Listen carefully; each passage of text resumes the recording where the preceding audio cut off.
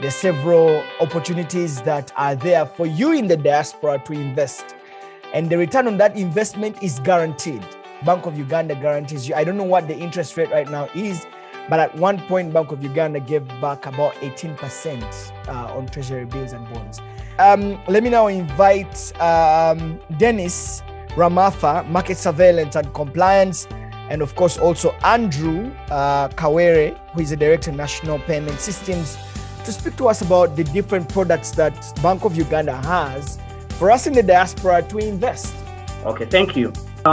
Government securities are both a treasury bill and a treasury bond. A treasury bond is a debt instrument with a maturity of more than 1 year. We have a yield curve on the Bank of Uganda website, and this shows what you can earn from 3 months to 20 years. Japan and China were the first countries that issued diaspora bonds in the 1930s, while Israel and India followed in the 1950s. Bring it closer to home, Ethiopians abroad lent their government $4.8 billion to build the Grand Renaissance Dam. We've seen Israelis abroad also lend their country $25 billion over the last 30 years. Diaspora bonds have helped finance large-scale infrastructure developments in so many countries. However, Uganda is yet to issue one. Why haven't we issued a diaspora bond yet? The first is that there's limited data on nationals abroad. The second is bonds are difficult to understand. Therefore, they require higher need for increased financial literacy. Third is that there's some abroad with fear of investing locally. And lastly, there's need for increased marketing and publicity, especially in the international media. Why would one invest in a government security? Well, bonds are safe and can easily be sold and bought, and they provide a consistent return. Secondly, they can be used as collateral for loans. You can lend for 3 months up to 1 year in bills and up to 20 years for bonds. Then they can easily be sold and bought in the secondary market.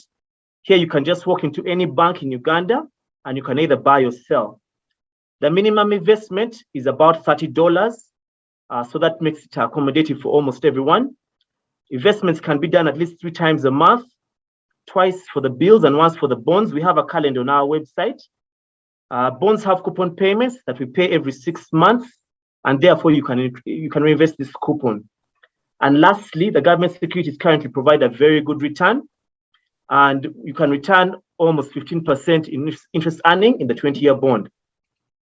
As a way forward of how we would like to approach to have a diaspora bond, we have a 3-phased approach that is being considered. First is a local bond with a portion reserved for Ugandans in the diaspora.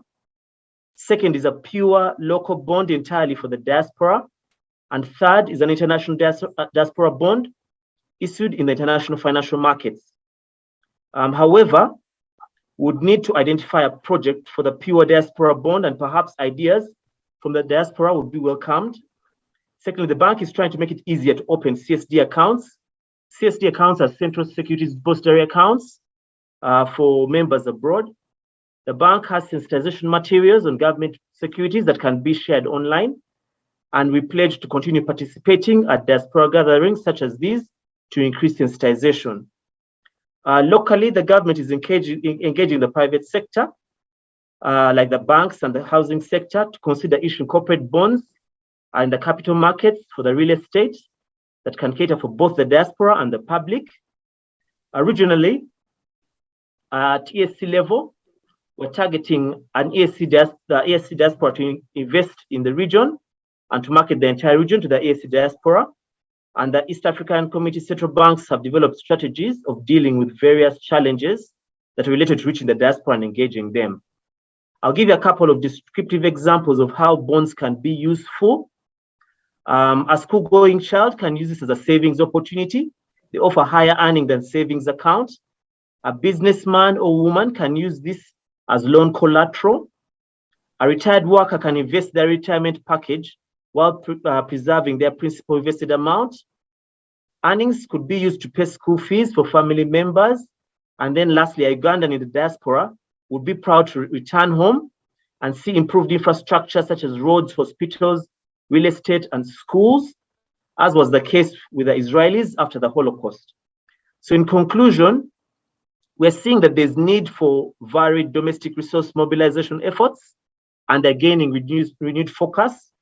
And therefore, there's a need to develop new instruments to enhance projects.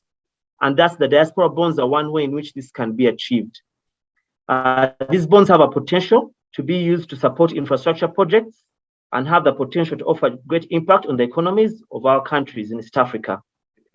Thank you all, and I thank you all for having the bank present.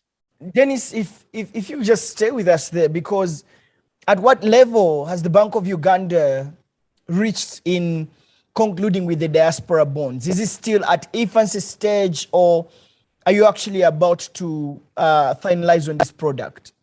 Dennis?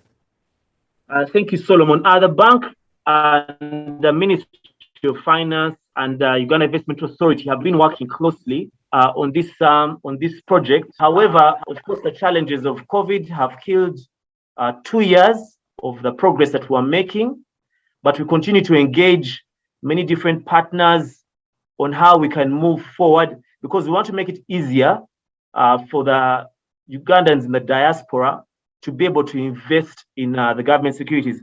Challenges like, say, they would have to currently open an account here in Uganda can be a bit challenging for many of our brothers and sisters in the diaspora. So we are working with the ministry, and we're working with the Ministry of Finance, actually, the Ministry of Foreign Affairs, and the Uganda Investment Authority to make all these challenges non-existent.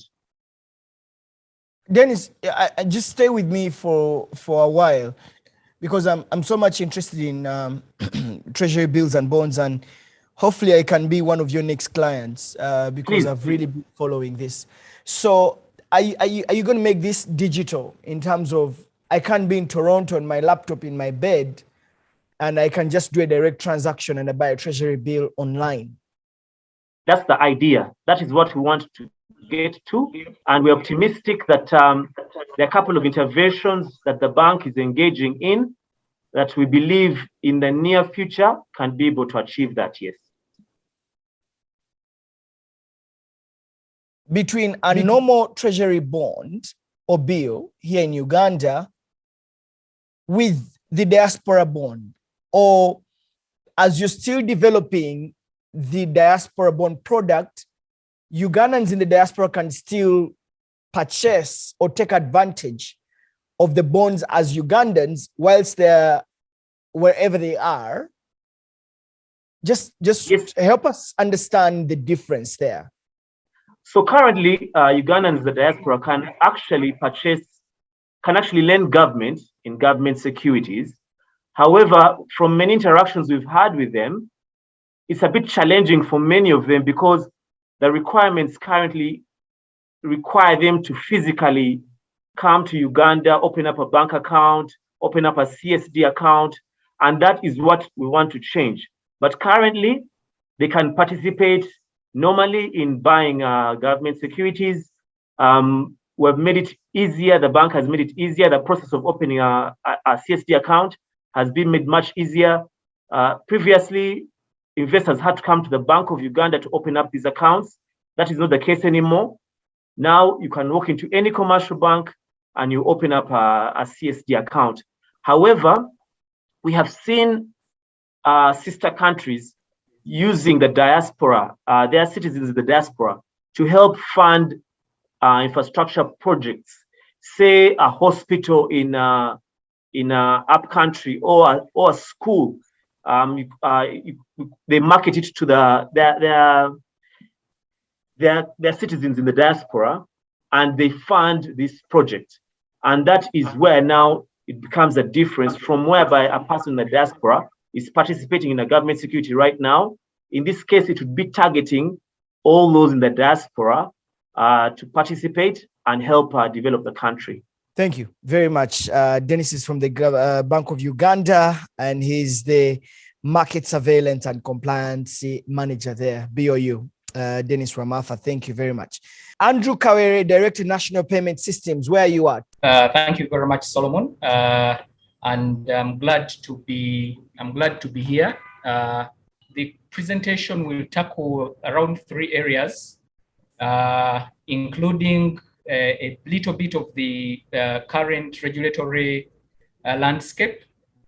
Then we'll briefly move to the management of dormant accounts and then the possible opportunities. Now, in terms of the landscape, what's happening currently is that we do have a new regulatory framework. And under this law, the Bank of Uganda has been given the mandate to manage payment systems. And when we talk about payment systems, we refer to the mechanisms that move money between the different economic agents. And these payment systems are of largely two categories. We've got the retail systems, which are the popular ones, the likes of mobile money and general e-money. But then we also have the wholesale systems, which move large funds, really. For example, the real-time gross settlement system, which moves money within a maximum of 30 minutes. In the past 1 year, a lot has happened in terms of the payment systems. Bank of Uganda, for a start, was granted the legal mandate to manage and oversee payment systems, and the law was enacted in September last year, and that was followed by regulations which were gazetted in March this year. And as we speak, 11 institutions have been licensed to play in this licensed space and as e-money providers. We've also developed a national payment system strategy in conjunction with the private sector. And this is anchored on the National Development Plan, but it aims to support innovation, it aims to promote competition, consumer protection, and stakeholder collaboration in the promotion of the electronic payments. But in terms of the dormant accounts, the salient issues are indeed laid out in the National Payment Systems Regulatory Framework. One is the question of when does an account get dormant? And for this, I will split it into two areas. One is the conventional bank account, and secondly is the case for mobile money. A bank account gets dormant if it is inactive for 2 years, that is 24 consecutive months of inactivity. While for the mobile money account, inactivity happens after 9 consecutive months of no activity. By no activity, we mean there has been no transaction, no money coming in, no money sent, no account inquiry, and essentially no transaction at all. But then what happens after that period has lapsed? For the bank account, after 2 years have lapsed, the account will be transferred to a special register of dormant accounts, and the account holder will be notified accordingly. Similarly, for the mobile money accounts, after 9 consecutive months of inactivity, the account will be suspended and the holder will be notified that the account needs to be reactivated. If the holder doesn't show up, the bank account is going to remain on the register for 3 more years, while for the mobile money account, this account is going to be suspended for an additional 6 months. What happens next? If the owner of the bank account doesn't show up after another 5 years, now that is in total a 10-year period for a bank account holder. So if the holder doesn't show up for another 5 years, then the money is going to be moved to the central bank. While for the mobile money side, if the account is not reactivated in the 6 months I highlighted a while ago, the account is also going to be closed and the funds transferred to the central bank. Does this mean that that's the end of the road for the account holder? The answer is no. Bank of Uganda will refund that money for a bank account holder if the beneficiary or their legal representative makes a claim anytime after the money has been sent to the central bank. Now, on the side of the mobile money account, the central bank will still refund the money to the account holder or to their legal representative, but this must be done within a period of 7 years. The law requires that if the 7 years lapse for a mobile money account holder, this money will be transferred to the consolidated fund, and the central bank ceases to have any mandate for refunding that money. So in total, a bank account that has gone dormant has up to 10 years to be reactivated before the money is sent to the central bank. But even after sending the money to the central bank, you can claim that money, or your legal representative can claim the money anytime. While for a mobile money account, you have up to 9 months initially, and then an additional 6 months, which makes it a year and some 3 months to have the account reactivated. But if you don't do so, you still have another 7 years to claim the funds from the central bank. Then, as I move towards closure, I would like us to reflect on the areas that would think we can collaborate together with the diaspora community and the central bank. And these are issues that we think the diaspora community can really support the central bank, but also benefit from in as far as joint initiatives are concerned. One of them is the case for stakeholder joint initiatives around financial literacy. The diaspora community is one of the main sources of remittances to Uganda. And we call upon you as a community to invite us to talk to your people about financial literacy. We'd like to talk to your people about savings and investments and general financial literacy as a discipline. We'll invite you to bring technology back home. Come and invest in electronic payments. There are a number of players that have brought technology from the US, from the UK, from Canada. And this new mandate for the central bank has given us an opportunity to test those innovations under regulatory oversight, but before you apply for a direct license. So there is an opportunity for you to test the innovations. There is an opportunity for you to test the technology in conjunction or working together with the central bank. But we also invite you to lobby government. Some of the challenges we face in promoting electronic payments pertain to the limited internet coverage in the rural areas, pertain to the limited broadband coverage across the rural areas of Uganda. So we invite you to lobby government to expand this network coverage so that we can jointly support the deeper penetration of electronic payments. But financial literacy is also a key area. We invite you to join us and to invite us to your forums so that we can educate your members and colleagues about financial literacy, savings, and promotion of investments in general.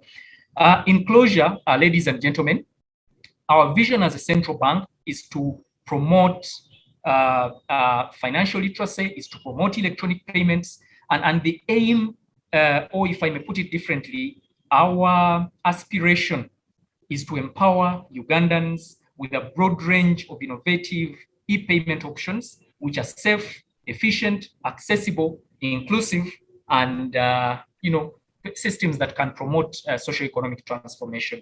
So I'll keep it at that. Solomon, just in case there are a couple of questions, we'll be happy to share them. But you can still reach out to us via our contacts that are available in the central bank, and we shall be happy to provide clarification on these and other matters. Thank you, and back to you, Solomon. All right, thank you very much. Andrew is the Director, National Payment System. Thank you very much for speaking to us